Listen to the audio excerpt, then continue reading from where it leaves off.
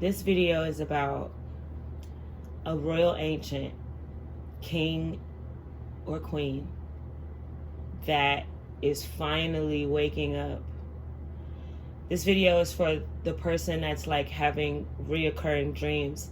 And I feel like the person I'm talking to, you have had reoccurring dreams since you were little. What I mean by reoccurring is like you'll have the same dream. It'll pick up where it first picked up, and it'll leave off where it always leaves off. And you only ever get that snippet. That's what I mean by a reoccurring dream.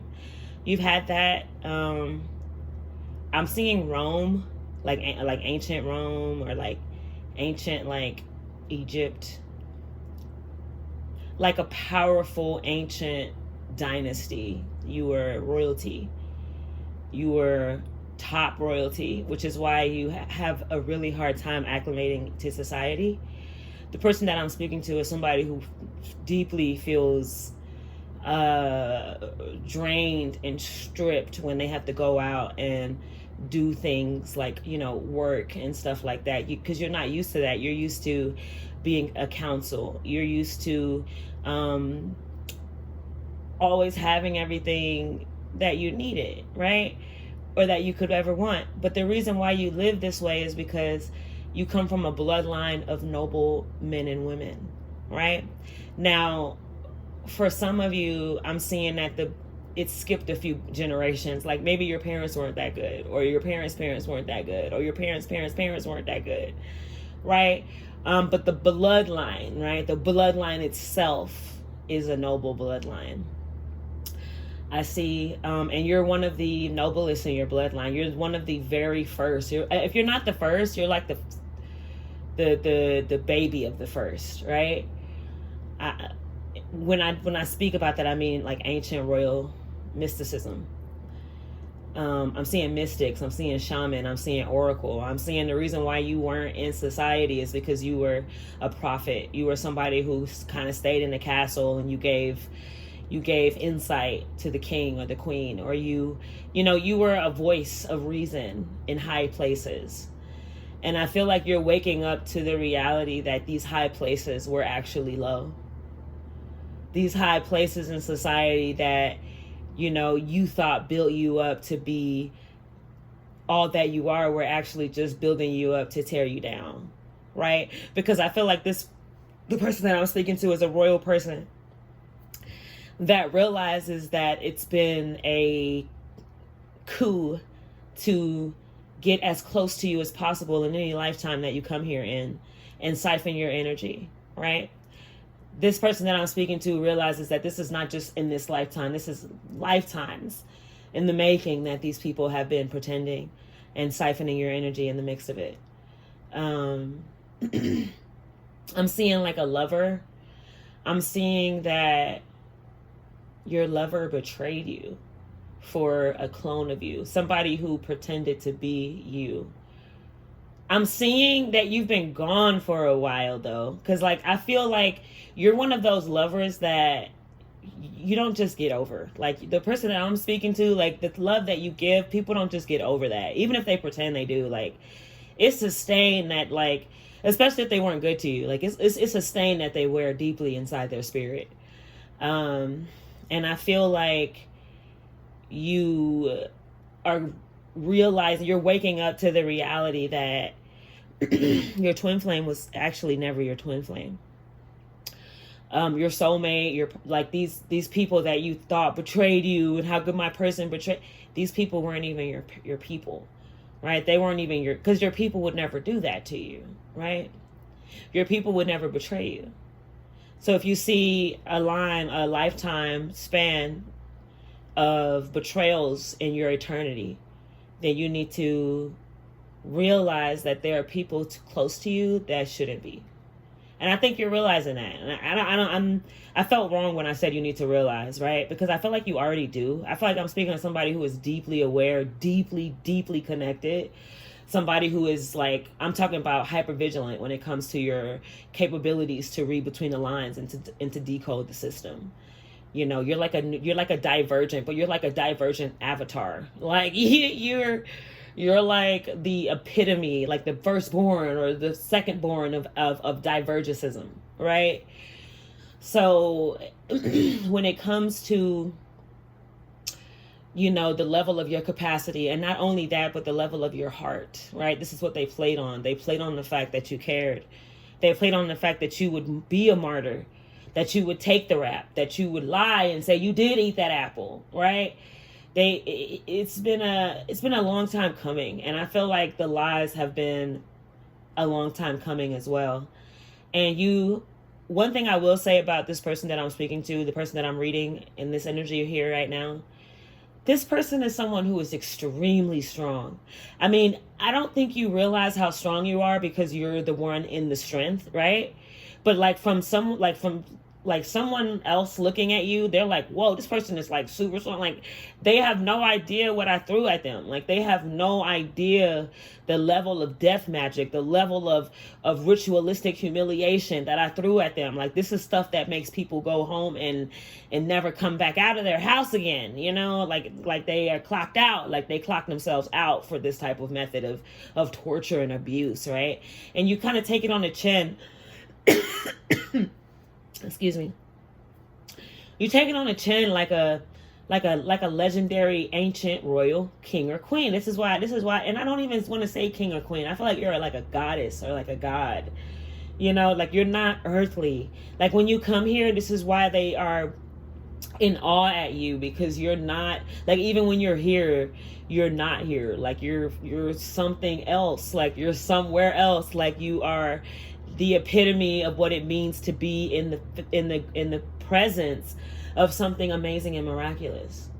And people can't pinpoint what it is about you, and that's why they just choose to hate you instead, because like people either hate or fear things they don't understand, right? And especially things they don't understand that they can see is actually a good thing, that they can see is a powerful thing, that they can see is a shiny thing, right? It makes them hate you even more, because people have a deep issue with sorting out their emotions correctly. Because it really is love. They like to dress it up as hate, but it's actually love. Like, these people actually love you, but they have been dancing with wickedness for so many years that it's all they know. It's almost like how we're living in this simulation and it's not even a real thing, but we live in it, and we live in it so fully, like it is a natural thing, when it is deeply unnatural for us to do everything that we do in a society. Almost everything is unnatural. I think that people are like plants to me, and you don't keep plants inside. Like, it's, even if you live in an apartment, like, it's good to like put your plants on the balcony on a shiny day. You want to make sure that you are accommodating your naturalness as well. And this system, this society, this method of living actively forces you to go against being able to do that. So it's like, it's so crazy when people say, oh, I'm going on vacation. Like, no, you're going to go live the life you were actually supposed to live. And you live it for like a week and a half, and then you come back, and then you give another year to savagery and unnaturalness until you have another time to do vacations again. Like, it's really backwards. And I feel so deeply for the sorrow that society feels, because especially us who are awake, because we suffer and we are awake. We suffer and we can see. We suffer and we know that this system, this life is actively going against us, right? And I feel like the person that I'm speaking to, like, you have a special birthmark. Like, I feel like you have like a birthmark. It's like a special color. It's like in a special place where, like, the only time you can see it is if you show it to someone, unless you're wearing like something skimpy. But you have like you have marks on you, and I feel like you've watched movies that have told you, have clarified that yes, you are royal. Yes, you are. Like, it just goes in alignment with what you always believed about yourself. That's what they call synchronicities, serendipities, where you get those alignment gifts of enlightenment that let you know that you're on the right path, right? But this person that I'm speaking to here today, I really, really feel like, they're just, please don't click off this video when I say this.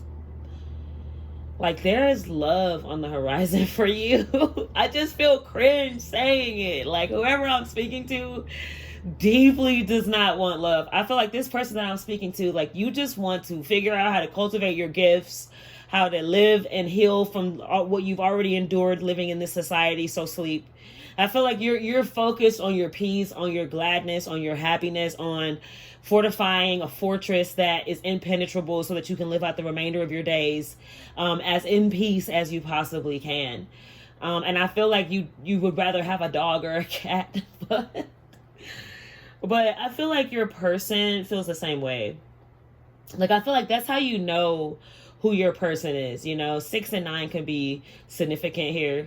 I'm seeing 6 and 9, 9 and 6. But I feel like, your person, you and your person would feel the same way about society. And it wouldn't be like in a malicious way. It would be like, yo, y'all need to heal. Like, and like, I love you, but it's going to be from a far ass distance. Like, respectfully, and that's how your person feels as well. And I felt like you was in relationships with people, like, back to, like, the royal ancestrism.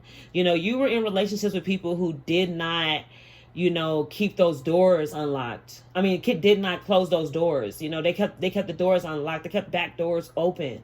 They kept like, if you look at a relationship like a house, right?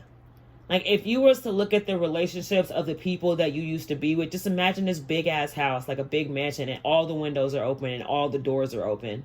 The back door, the front door is open. It's wide open too, like where you can see inside. Like, everything is wide open and the lights are on and there's no curtains. That's what it was like being in relationships with the people that you were with. Whether it was the family prying in, spirit prying in, your intuition prying in, letting you know that this is not the right person for you. I feel like the person that I'm speaking to, you've never really felt like you've ever been with somebody who was perfectly right for you. I feel like you've always settled.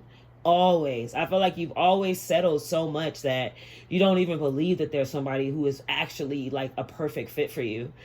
But, that's what real love is, guys. Real love is when you find that perfect person, and instead of looking at it like, oh man, I'm going to find somebody and I'm going to have to re-meet somebody, relearn somebody, re-allow somebody into my space and then acclimate them to my, weird ways of being. Like, but you have to understand that when it's your person, like, those type of things, flow smoothly, right? Like, if it's like pushback in the beginning, you guys, like, it's probably not a good thing to keep going, right? Because if it's already pushback in the beginning of a relationship, 9 times out of 10, it's not going to work, right? And like, I believe that your love has the capacity to change any heart, but it's like, it takes time. Like, there are different, like with different people, it'll take different durations of time to get them to change. And I just feel like you've endured enough sacrifice, enough martyrdom of your love life, right? Just to show people what it is to love, right? I feel like you deserve to be with somebody who understands you deeply, right? And I just wish for you and for us and for everybody going through this to be able to wash their hearts of all the pain that they've been through, because I can feel it as I'm speaking. Like, I can feel a deep dissatisfaction, like, with the idea of being with someone again, right? But you have to look at it like, first of all, you have the discernment now, right? Out of all the things that you've gone through, you, this beautiful soul that is ancient royalty, right? You, this beautiful, wisdom that is ever enlightening, right? If you just clean yourself, if you just wash away the stepping stones, if you will, right? Because every relationship is like a stepping stone. If you just wash away the stepping stones that got you to your person, and you realize that you have discernment now. You're not somebody who is naive, who just accepts people and feels like you can love anyone, which you can. But do you deserve that? Do you deserve to be with somebody? You have to work and force and beat them into loving you, right? I feel like love should flow freely like water, like air even, right? And because even water has like a boundary, but air does not have a boundary. Air flows free as fuck, okay? And it flows in everything, right? Even in water. But yeah, this person that I'm speaking to definitely understands that you were surrounded by people who were just siphoning your energy. And I feel like this lifetime is like your last lifetime. Like it's the great reveal. This lifetime is the lifetime where you get to see everything that took place without blinders on, right? Without the blinder of love, without the blinder of the need to hold up a person, even if it pushes you down, right? Without these things, without the desire to do these things, you can see a person clearly. And when you see a person clearly, or persons with an S, when you see them clearly, you kind of realize, wait, I love you guys way deeper than you guys love me. So why would I feel sorrow about a past or a history of dealing with people who deeply didn't even deserve to deal with me? Why would I feel sorry about that? If anything, I feel sorry about you, that you had something so miraculous in your family, and you discarded it like it was trash, right? That's how you have to look at it. Never look at somebody who did you wrong like, oh my God, and it's okay if you do, right? Because like, I get it, right?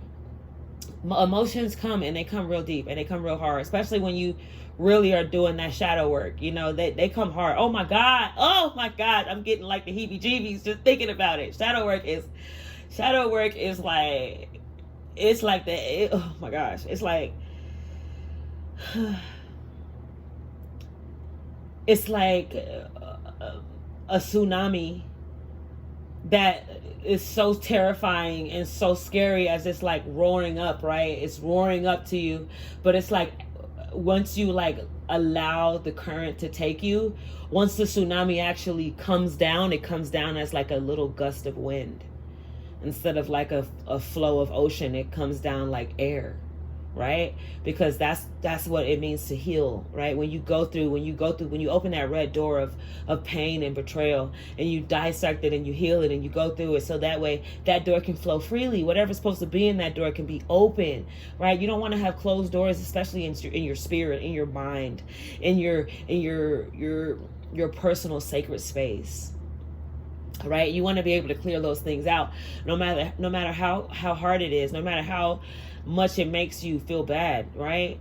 No matter what you did, you need to be able to look at it and be like, or no matter what somebody did to you, right? Because a lot of times it's what somebody did to you, and then people, it's kind of like the Grinch, right? This is why I like the Grinch, because like the movie The Grinch, like people don't realize, like the whole town was like disgusting to him, like from a child. Like everybody was like, from the classmates, the teachers were laughing at it as well. Like, it's when you actually watch The Grinch with like woke eyes, with like eyes that are awake, you'd be like, wow, like it makes sense. Like y'all created a villain, and then you villainize them for the residue of the reflection and the stain that you left on them. So that's what I'm feeling. I'm feeling like people want to demonize you for the stain that they left on you. And they've been telling deep lies. Oh my God, the lies have been the rumors have been but we don't want to give the rumor that much light, because then you have to understand, if a person believes a lie about you, it's because they never liked you to begin with. They wanted to believe that, right? People don't just believe shit about a good person unless they wanted to stay. They like, there's no way this person is that good, man. I know they do something. There has to be some loophole of dirty, horrible, wicked way of being. Like, so they They hoped and they prayed that they could demonize you, and a lot of them did. A lot of them were successful in demonizing you, which is what caused the ritualistic, abuse for you. Society was absolutely disgusting towards you, and you are rightful in your mind to think that, because it was a betrayal, and they looked at it like a game. They looked at your sadness. And I feel like this person that I'm speaking to, like, you almost, like, there was days that you didn't want to be here anymore. While they playing games, like, you actively talking about getting up out of here, Like, they don't realize that these are not the time for games. Like, the world is in deep need for people to take things seriously. Because while you lollygag and while people lollygag and they don't take things seriously, they're not realizing that there are lives being lost because of it. Your sleep, they say ignorance is bliss, but your ignorance has a cost. And it's costing people deeply. And I feel like this person that I'm talking to, like, you realize, what it cost you. While everybody pretended like it didn't cost you anything, that it didn't matter because you're royal. It doesn't matter because you're ancient. It doesn't matter because you're favored by God. It doesn't matter because you're lucky and you're blessed. Like, no, bro, pain still hurts, and it hurts more when you're not trying to actually inflict pain on other people. So it was like a double betrayal for you, and I'm so sorry that you went through that. Where people did not care about your side of the story because they were so dead set on believing the lie. Because the lie justified their lack of ability to just believe that you're a good person. So it was a scapegoat to feel better about the fact that they didn't believe in you. And I'm so sorry, because there are like heavy groups of people, right? When you talk about negative shit, you got backdoor with some positive shit. So, with that, there are also people who love you deeply, who always knew that you would never be that way. You would never do that thing. You would never do those things. It's literally, your conscience would never allow it. Your conscience will literally be whooping your ass like a granny who whooping their grandchild, because they did something. But not like with a belt or a stick. Actual people who are parenting children, they don't whoop them. They actually have a skill, like a mind frame to be able to teach without having to inflict pain, right? I feel like when you have to inflict pain on a child, right, to get them to understand, it's not a lack of understanding from them. It's a lack of ability to teach from you, right? So that's why it's very important not to beat your children. I stand very tall on that. And because you have to understand that there's something here that wants to beat you for not being perfect. There's something here that wants to beat you for making mistakes. But God doesn't even do that. Like, God doesn't even beat you for making mistakes. So why would you beat your children who are literally just trying to learn? Right? But that's another topic for another video. But yeah, this person that I'm speaking to right here, right now, I deeply feel like you're in a state of mind where you are okay with being alone for the rest of your life. I'm seeing somebody who wants to live in a tiny house in the woods somewhere way away from society. Somebody who wants to live in an RV, a mobile home somewhere where you can hit the road jack whenever you want to fucking never come back no more.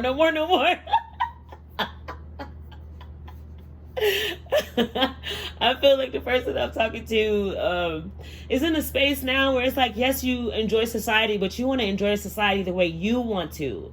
I feel like the person I'm speaking to is a flower child, a nature child, a nature boy, a nature girl, somebody who deeply needs to connect to nature on a day-to-day basis. Like, the same span of time that they want you to be at work is the same amount of time that you need to be in nature for somebody like you. And that's why you never really can acclimate to society, because society has no space for you. And then they try to shame you with the fact that they made a system that doesn't actually accommodate everybody. How could your system be finite? How could your system be true if there's no space for everyone to brew? So understand that, you kind of understand that at the end of the day, what matters most is, one, how you see yourself. 2, what you allow. 3,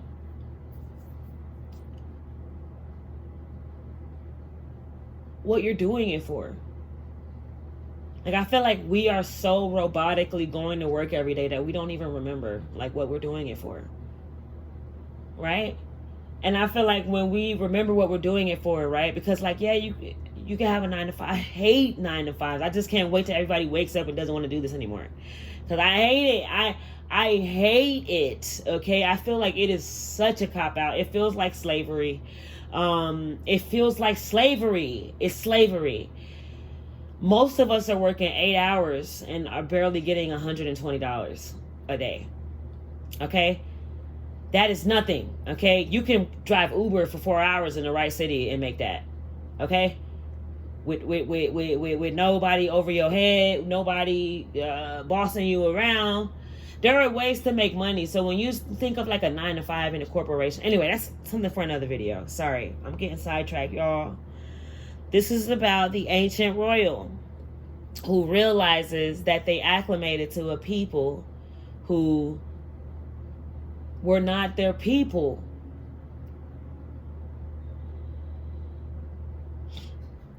Because you have to ask yourself, how are people able to even be able to know the things of your tribe if they're not close to your blood? Right? These people were taught how to read between the lines. These people were taught how to speak in spirit. Who taught them? Right? That's what you have to ask yourself when you really wake up. Like, who taught these other people how to be able to speak where we speak at? There is infiltration, and we need to move accordingly. Like, hello, there is infiltration, and we need to move accordingly. Like, we know that. Okay?